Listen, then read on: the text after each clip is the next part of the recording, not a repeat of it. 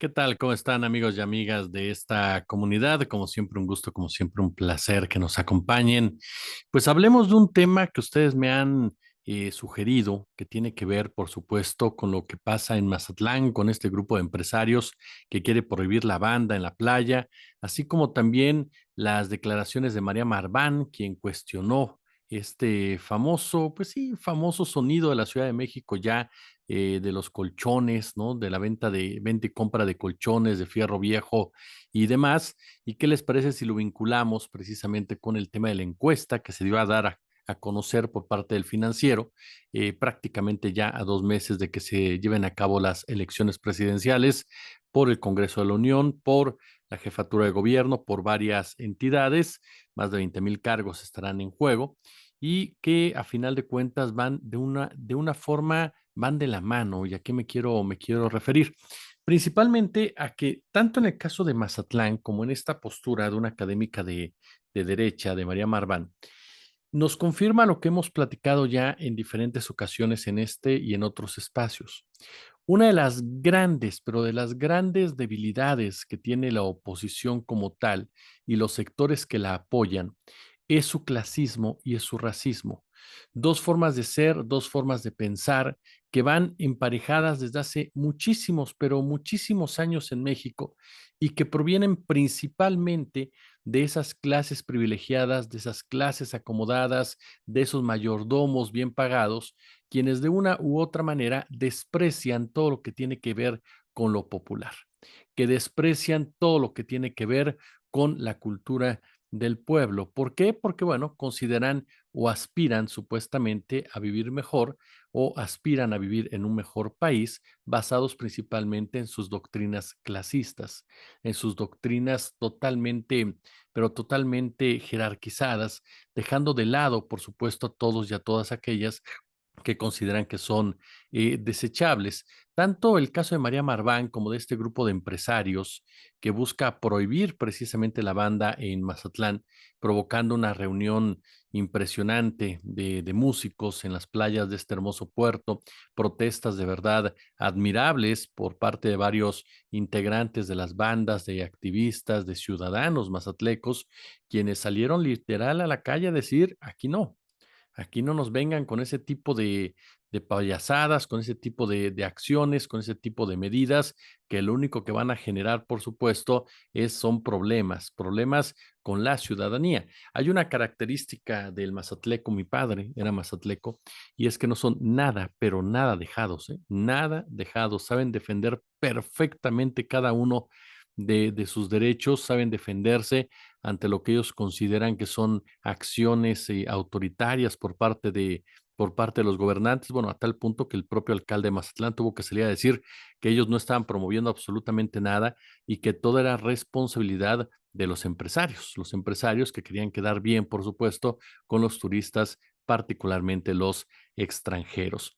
Y como lo hemos dicho en otras ocasiones, no se trata de caer en la xenofobia o chauvinismo, no, se trata de ir directamente a la cabeza del problema y el problema no son los extranjeros, el problema son los empresarios mexicanos, son los académicos mexicanos, son los mexicanos, como diría don Luis Espota en Casi el Paraíso, que aspiran a ser parte de una élite o que son parte de esa misma élite disfrazada o esa monarquía aspiracional, los que proponen y llevan a cabo acciones que verdaderamente se vuelven indignantes en todo momento. Y es que aquí precisamente es donde quiero llegar al punto del clasismo. En México cada día lo utilizamos más. Es un término que está muy presente en las discusiones y es una crítica a un sector que discrimina a partir de una posición de privilegio social. Una pregunta que hay gente que nos hace el favor de hacer es, ¿qué hay detrás realmente de este fenómeno? Si nos basamos en la historia, el proceso histórico de México, siempre el clasismo ha estado acompañado del racismo. Son, como le reitero, dos, dos parientes más que cercanos.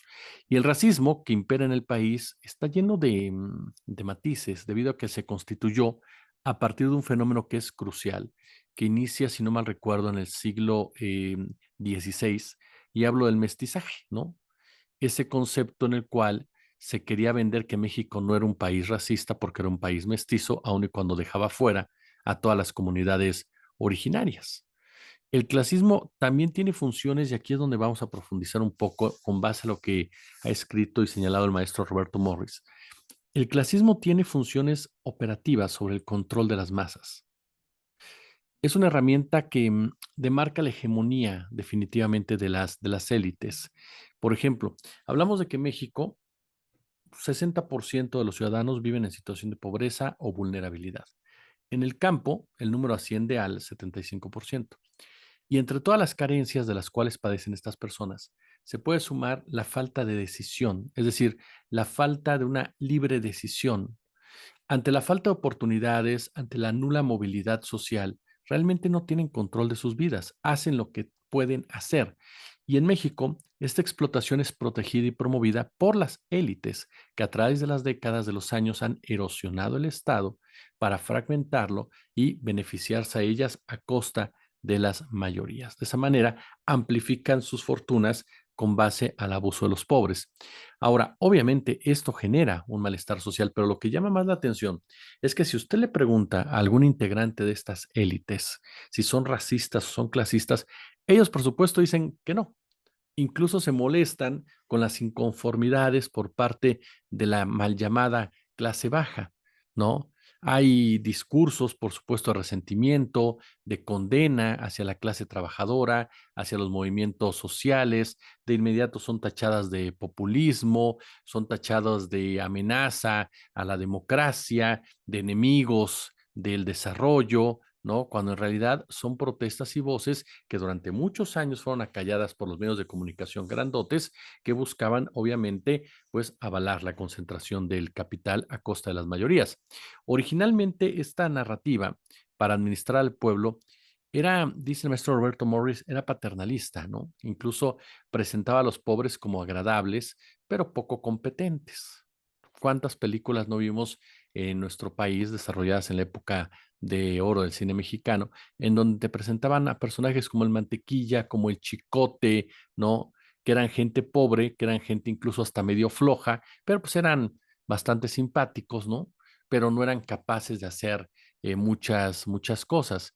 Una imagen que vino a contrapelar en su momento clave Mario Moreno Cantinflas, más allá de lo que pasó en su segunda etapa, en la primera etapa, en donde presentaba al mexicano inteligente, vivo, sagaz, que le veía la cara precisamente a los ricos y a los propios gringos, quienes se querían pasar de vivo con, con él. Era una protesta muy interesante por parte de ese personaje, así como también de otros que llevaban a cabo grandes comediantes como el caso de Manuel Medel y por supuesto, ¿no? El gran Palillo.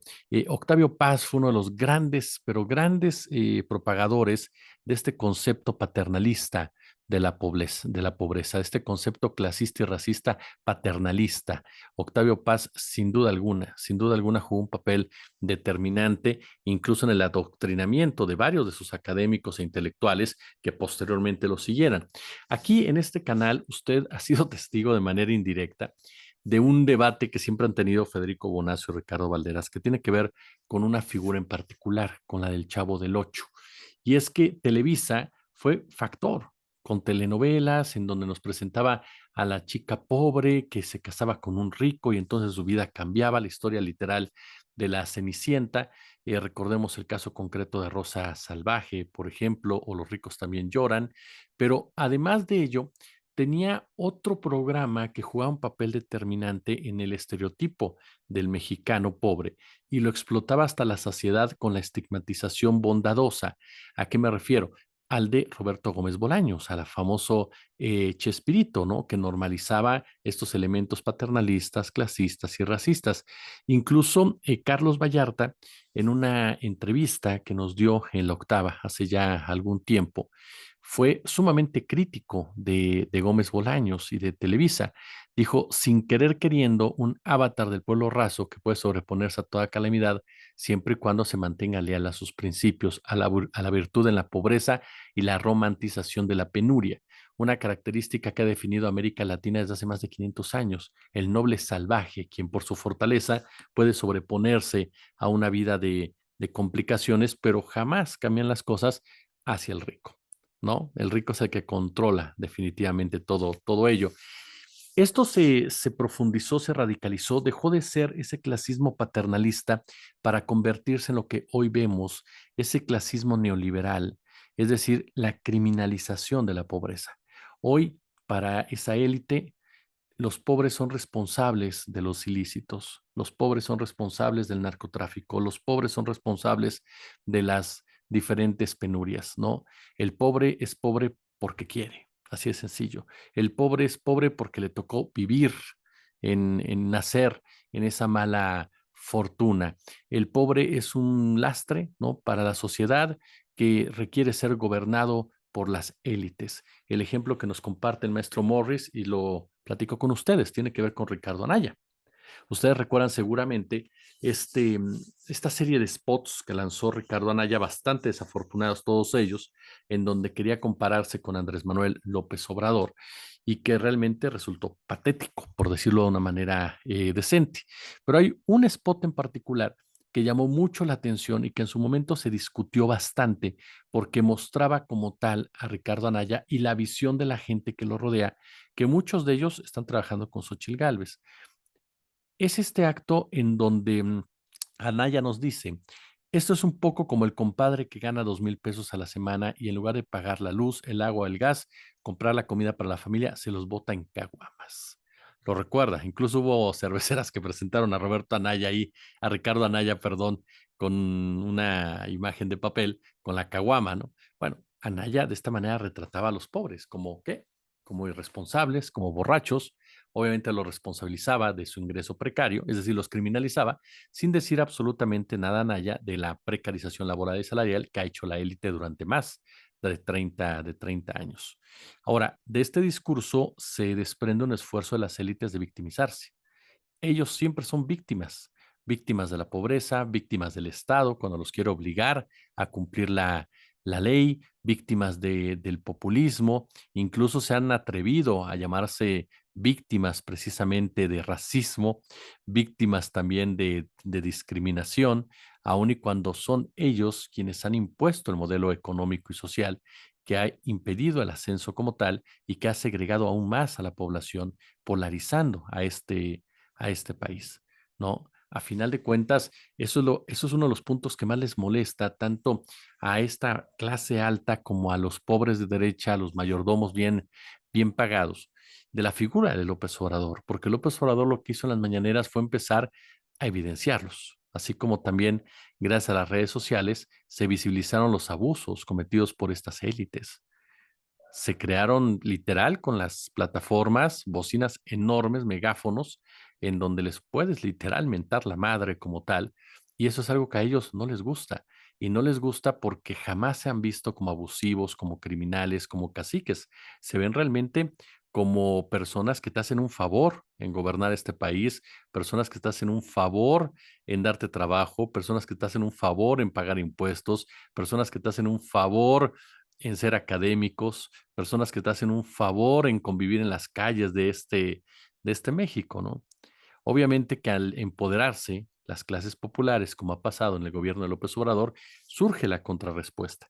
Y esa respuesta es una derecha más clasista, más racista, que trata de normalizar estos actos, que sale literalmente al frente de batalla, ¿no? Muy al estilo del español Vox, muy al estilo de Milei, muy al estilo de Laje, muy al estilo de todo este grupo, que trata ya no de tapar lo que son, sino de justificarlo y de venderte que es lo mejor que puede ser como ellos, ¿no? A final de cuentas. Son personas que de verdad se sienten un dechado de virtudes, de pureza, dirían los abuelos, ¿no? Y que no tienen la mínima autocrítica, no pueden ver hacia adentro, se siguen preguntando hoy por hoy por qué López Obrador tiene la popularidad que tiene, por qué hay gente que defiende a López Obrador. Es mucho más fácil decir que porque están los programas sociales, que porque los engaña, que porque los hipnotiza, que porque bla, bla, bla, bla, ajá, que la neolengua y todo eso, que verse hacia adentro y darse cuenta que hace mucho que ellos dejaron de representar los intereses de las mayorías y que han abusado precisamente de esa posición de privilegio que tienen en diferentes aspectos, desde el académico, los medios de comunicación, económico, iglesia y demás, ¿no? En su soberbia, las élites no solo quieren que los pobres aguanten el sufrimiento, quieren que les den las gracias todavía por imponérselo. Así de sencillo. Y uno de los grandes legados de Andrés Manuel López Obrador es la politización de ese sector de la población. Es el hecho de visibilizar, aunque lo llamen polarización, de visibilizar realmente los abusos por parte de la clase empresarial, de decirle a mucha gente en su cara lo que es. Y esto propicia que mucha gente de abajo se involucre en ello, alce la voz, cuestione, denuncie, grite, reclame, y eso es algo que no lo pueden soportar aquellos que durante muchos años tomaron la decisión de aplastar al resto y de esperar que se les aplaudiera por ello. Por eso es que cuando hablan de polarización, aquellos dicen que surge a las mañaneras, la realidad es que el presidente lo único que hizo fue visibilizar un problema. La polarización es social desde hace mucho tiempo y económica, propiciada precisamente por esa élite que tiene, por supuesto, a sus mayordomos bien pagados y que desprecia a todos los demás y los criminaliza de manera abrupta. Y que el próximo 2 de julio, 2 de junio, y estoy como Fox y Xochitl, el próximo 2 de junio, pues podría tener una derrota sumamente grave para sus intereses, que sería aguantar otros 6 años, digo aguantar para ellos, de Morena. Hoy el Financiero da a conocer una encuesta en donde pues no se movió absolutamente nada, muy malas noticias. Bueno, no para Xochitl, porque Xochitl solamente cree en Massive Caller y en México Elige, pero para el resto, pues ahí están los datos, ¿no? Claudia Sheinbaum se mantiene con 51% de los votos contra 34 de Xochitl, 17 puntos de diferencia. Jorge Álvarez Maínez 7. Y ojo, el Financiero es la encuesta más bondadosa, digámoslo así, con Xochitl Gálvez. Y hay algunos datos interesantes que sin duda alguna van a seguir llevando al debate. Por ejemplo, hay una pregunta que dice, si hoy hubiera elecciones para presidencia de la República, ¿por quién votaría? Bueno, el 64% de las personas que tienen programas sociales, que son beneficiarios de programas sociales, irían con Sheinbaum contra 36% de Xochitl Gálvez, que en cambio 47% de sus votantes no son beneficiarios de programas sociales, contra 21 de Claudia Sheinbaum. Por supuesto que de ahí se va a agarrar la oposición para decir, es que esa es la diferencia y por eso nosotros estamos tramposamente, porque no se les puede llamar de otra manera, tramposamente exigiéndole al INE que lleve a cabo una campaña con frases políticas a nuestro favor, lo cual nunca ha sucedido en este país y vendría de verdad a comprometer como jamás se ha comprometido ya de por sí la vulnerable, pero vulnerable campaña, la vulnerable credibilidad del Instituto Nacional Electoral. Porque si el INE se presta a eso, perdón, ¿de qué árbitro ya estamos hablando? Ellos dicen que no lo van a permitir, que no va a suceder, pero la oposición sigue molestando con ese punto. Y hay algunos otros datos que son importantes que mencionar, ¿no? Que tiene que ver, por supuesto, con las campañas. La gente dice, por lo que usted ha visto o escuchado, que le ha parecido la campaña de Sheinbaum, muy buena, 58% contra 40 de Xochitl Gálvez, que 39% de la gente dice que le ha parecido muy mala su campaña. Eso es lo que debería de revisar Xochitl Gálvez, ¿no? La evaluación de las campañas por parte de la gente, en donde Sheinbaum también sale sumamente positiva. Pero bueno, pues ahí tiene usted precisamente esta charla. Ya ve, le dije que le íbamos a acabar ligando. Si les gustó el video, pulgar arriba, compártanlo, déjenos su comentario, su punto de vista, suscríbanse, denle a la campanita y ya lo sabe, si hay chance, si hay posibilidad, échenos super chat, super gracias. Si no, con todo lo demás que nos ayude, es más que suficiente. Yo les agradezco el favor de su atención y nos vemos por la noche.